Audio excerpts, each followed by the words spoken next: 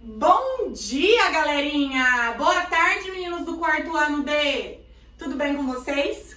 Olha só, quinta-feira, o dia tá bacana e a gente vai corrigir na página 158 de língua portuguesa.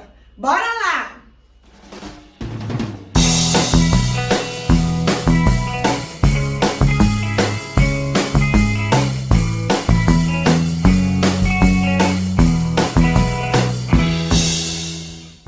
Meus amores, página 158, exercício número 5.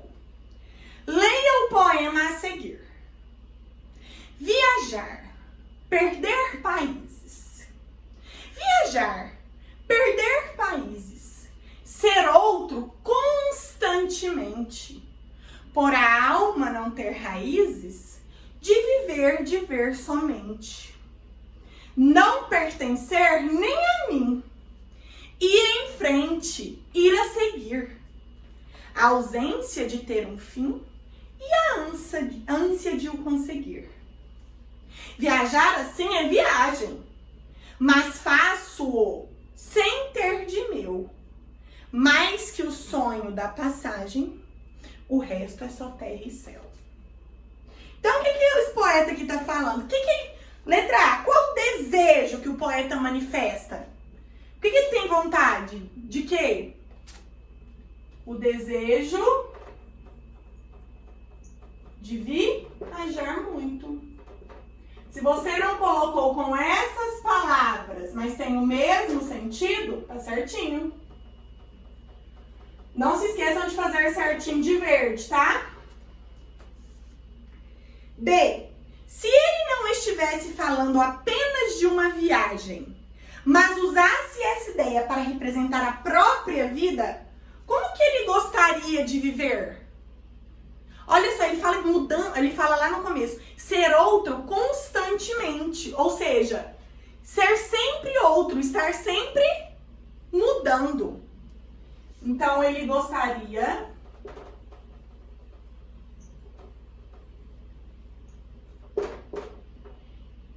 de estar sempre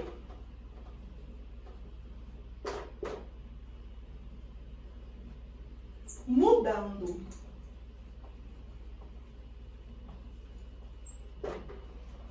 Ok? Número 6. Analise o verso destacado a seguir. Viajar assim é viagem. O verbo viajar é escrito com a letra J. Já o substantivo viagem é escrito com a letra G. Assim como são escritos em língua portuguesa, todos os substantivos femininos terminados em agem. A tia Araceli, na última aula de português, falou para vocês, não falou? Sobre escrever com a letra G e J? Então, por exemplo, todos os substantivos que terminam em agem são escritos com G. Passagem, garagem, coragem, paisagem, tudo isso é escrito com G, tá bom?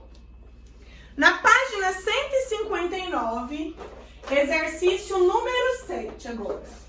159, exercício número 7. Olha só. Complete as frases a seguir com os verbos indicados conjugando.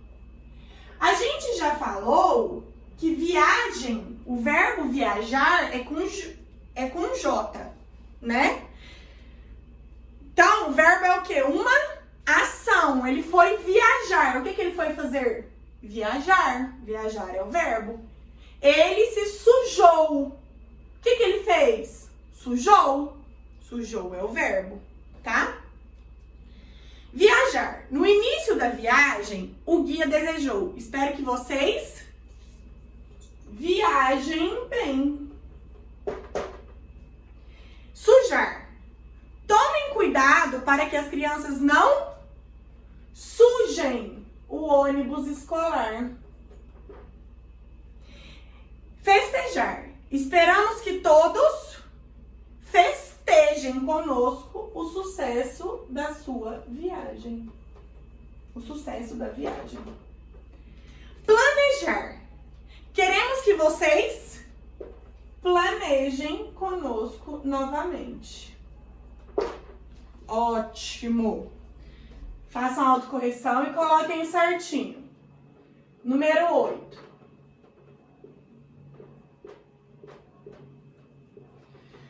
Organize as sílabas e descubra substantivos escritos com G. Qual que é o primeiro aí? Vocês descobriram? Garagem e depois passagem e depois tatuagem e por último chantagem. Chantagem é uma coisa muito feia. Ok? E aí, vocês fizeram o jogo com a família de vocês? O jogo da brincadeira? Se não fez, ainda dá tempo. Façam um jogo de dominó com a família de vocês. É muito legal. Tá lá no material complementar. Tá? Deixa eu achar. Aqui ele, ó. Muito, muito legal. Só recortar e jogar com a família. Tá bom? Amores, vejam bem. Agora a gente vai falar sobre a página 160, tá? Na página 160 tem um texto caracterizando o gênero textual. Leia a seguir um relato de viagem sobre uma interessante curiosidade gastronômica da Indonésia. 3 de julho de 2016. Um cardápio exótico. A China paga caro aos indonésios para ter ninho de pássaro no cardápio. Caminhando pela cidade de Kumai, na Indonésia, fiquei quase surda no final da tarde, com a zoeira de milhares de pássaros ao redor de prédios no centro da cidade. Nosso amigo, Yazuf, contou que esses prédios eram, na realidade, condomínios de passarinhos. Como assim? Nesta cidade da ilha de Bornéu, os prédios que parecem de moradia têm a fachada com janelas pintadas de cores alegres na frente, mas são cinzas na lateral e atrás. Os prédios que têm mais de um andar na cidade são os que abrigam os ninhos de pássaros, que começaram a surgir na cidade há uns 10 anos, quando investidores chineses perceberam que o clima e a situação eram adequados para criar andorinhão preto, a espécie de ave que produz o tipo de ninho exigido pelas empresas que os comercializam e pelos consumidores. Os chineses gostam de comer sopa de ninho de passarinho. A iguaria é comparada ao caviar, que é uma comida típica francesa, o caviar, se não me engano. A sopa de ninhos de andorinha é uma especialidade da culinária da China e uma das mais caras do mundo. E é feita com os ninhos das árvores de várias espécies do gênero Aerodramus, que constroem seus ninhos quase exclusivamente com a saliva. Os pássaros que não são verdadeiras andorinhas produzem-se em cavernas em grandes bandos e podem também utilizar edifícios mais ou menos fechados que imitam o habitat dessas aves. O preço de 1 quilo de ninhos, 1 quilo de ninhos pode atingir, USD é a moeda lá da China, tá bom? 10 mil. E uma tigela de sopa custa de 30 a 60 nos restaurantes chiques da China. Um dos aspectos que aumentam o preço desta iguaria é o fato de a medicina tradicional chinesa atribuir poderes curativos e também afrodisíacos. Os pássaros constroem ninhos após ninhos, ao verem que foram destruídos. Os chineses coletam esses ninhos, limpam em um processo de esterilização e os vendem. A demanda muito grande fez surgir um negócio lucrativo na cidade de Kumai e virou uma fonte de riqueza, apesar da insalubridade, que é uma forma não saudável, uma forma desgastante de trabalhar, causada pela invasão das aves. Heloísa Schurman, Um Cardápio Exótico. Esse texto que nós acabamos de ler se chama Relato de Viagem. O que é relato de viagem? Eu conto sobre uma viagem que fiz. Ok? Então vamos fazer os exercícios aí, amores. Número 1. Estou na página 161. Exercício número 1. Deixa eu ver se esse pincelzinho aqui tá clarinho o preto também. 161, número 1.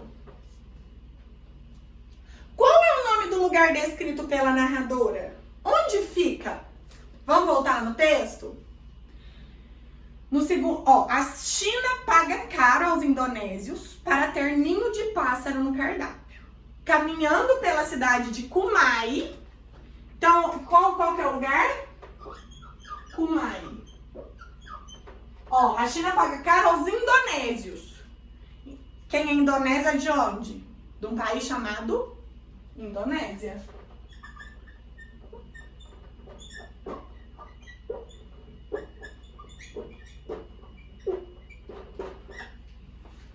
Número 2. A situação é narrada em primeira pessoa. Circule no texto a palavra que comprova essa afirmação. Vamos voltar lá no texto. A China paga caro aos indonésios para ter ninho de pássaro no cardápio. Caminhando pela cidade de Kumai, na Indonésia, fiquei... Quem que ficou? A autora, não foi?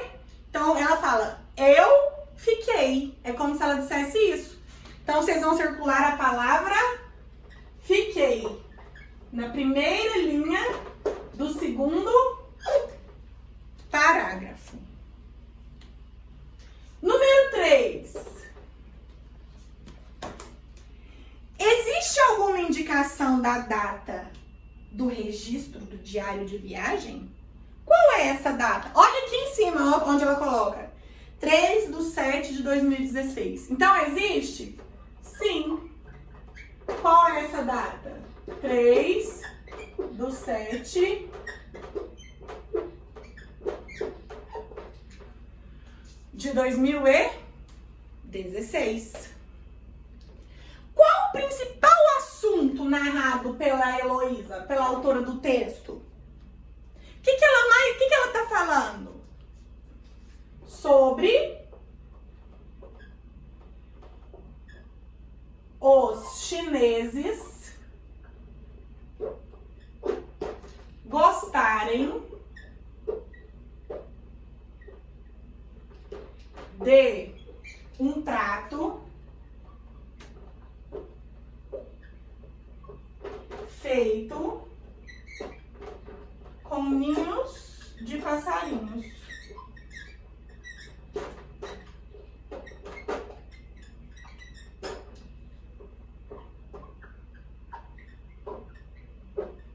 Com ninhos de passarinhos. Tudo ok até aqui? Tudo beleza? Bom, galera, olha só. Agora nós vamos juntos na página 162, tá? Atenção para as características de um relato de viagem. Texto escrito em primeira pessoa, ou seja, o próprio viajante registra a sua história. Então, a pessoa que viajou vai contar uma história dela. Então, ela vai falar, eu fui, eu estava, eu vi, eu comi, experimentei, ok? Não vai contar a história de outra pessoa, vai contar a história dele mesmo. Normalmente são apresentados dados específicos como o local e a data de registro. Então, quando que você foi? Aqui no texto da Heloísa, ela não coloca a data aqui em cima. Então, quando a gente faz o diário de viagem, a primeira coisa que a gente coloca é a data. De quando que foi essa viagem. Ah, foi dia 4 de abril de 2018. Eu coloco lá. Se eu não colocar no começo, eu posso colocar no meio do texto. No mês de abril, no dia 4 do ano de 2018, eu e minha família fomos para a praia. Ok? Visitamos a praia do Francês, em Maceió. Certo? Então, a gente tem que dar a data e falar o local. Não é falar, fomos pra praia, tá? Mas qual praia? Em que lugar? Em qual estado? Tá bom? O autor busca apresentar detalhes da viagem, a fim de que o leitor possa compreender melhor o que se relata. Então, se eu vou contar da minha viagem, eu tenho que contar o que eu fiz, o que eu vi, o que eu comi, como que eu brinquei, com quem eu estava, o que eu gostei, o que eu deixei de gostar, ok? Então, a número 5, vocês vão fazer um relato de viagem. Olha só, vamos escrever um relato de viagem? Observe os quadrinhos a seguir e escreva em uma folha ou em seu caderno um texto como se você fosse uma das pessoas representadas na imagem. Então, vocês vão pegar uma folha, não é para fazer no caderno, quem estiver com caderno de português. Pega uma folha de rascunho, que você vai fazer o seu texto, tá bom? Você vai fazer o seu texto. A primeira coisa que você vai fazer no seu texto é colocar o título, não se esqueçam, tá? Crie detalhes para cada situação, a fim de que o leitor possa saber não apenas o que foi feito, mas como o narrador sentiu cada momento que viveu. Então, aí você vai lá e vai escrever seu texto nessa folha. O texto de vocês tem que ter a ver com esses desenhos aqui, ó. Então, vocês vão falar, em um certo dia, a minha escola resolveu fazer um passeio muito divertido. Aí tá aqui a figurinha número 1. Nossos pais nos deixaram na porta da escola e tomamos o ônibus rumo ao acampamento que ficava na cidade tal, em tal lugar, no dia tal. Quando chegamos ao acampamento, o que aconteceu? O tio fulano lá, que estava ajudando a organização, nos ajudou a montar todas as barracas. Foi muito divertido, pois não sabíamos fazer aquilo. Aí dá detalhe, como que foi que montou essa barraca? O que aconteceu? Então, após a montagem das barracas, nós fomos nos divertir. Enquanto os meninos... Aqui tem uma menina. Então, jogamos vôlei, um esporte muito bom, muito animado, e ficamos todos juntos. Depois, vou dar um nome pro tio, o tio Pedro nos levou para nadar. Fizemos muitas brincadeiras na piscina, nos divertimos bastante e ficamos bem cansados. Quando foi à noite, o tio Pedro e os meus amigos decidiram fazer uma fogueira para nós contarmos histórias de terror e assar marshmallows.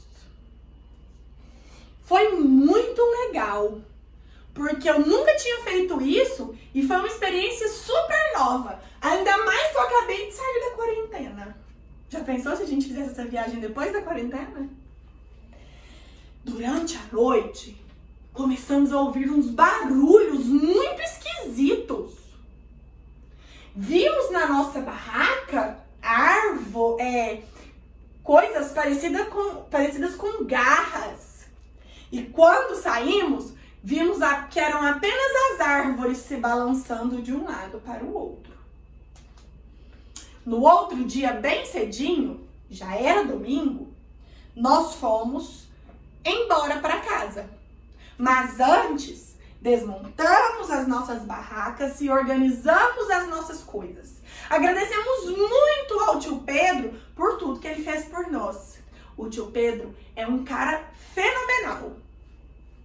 Quando chegamos na porta da escola, nossos pais estavam nos esperando cheios de saudades. E a gente trazia, além da saudade, muita história para contar. Viram como que é o relato de viagem, meus amores? Entenderam? Não é pra copiar o meu não, viu? Cada um faz o seu, seus bonitinhos. Escrevi o texto, Tiane, agora. Você aqui tá falando pra entregar pra um colega, mas como não tem jeito, vai entregar pra uma pessoa da sua família e pedir pra ele preencher essa pessoa preencher essa tabela. O texto foi escrito em primeira pessoa, então se você escreveu o texto em primeira pessoa, se tiver tudo certinho, a pessoa vai marcar bom. Não é pra você mesmo fazer isso aqui não, tá? Junto com a sua família, vocês vão ler o texto, preencher esse quadro aqui de acordo com o texto que você escreveu, fazer as correções, e aí vocês vão passar a limpo o texto na página 164 e 165, tá? Esse texto não precisa ocupar as 2 páginas, não. Mas ele tem que ter no mínimo 20 linhas. Combinado? Não pode ter 19 linhas, não. Nem 18, nem 17. 20 linhas. Combinado? Bom, meus amores, essa semana a gente não se vê mais por aqui. Então, um beijo grande. Bom final de semana pra vocês. E segunda-feira eu volto com uma surpresa super legal. Beijo!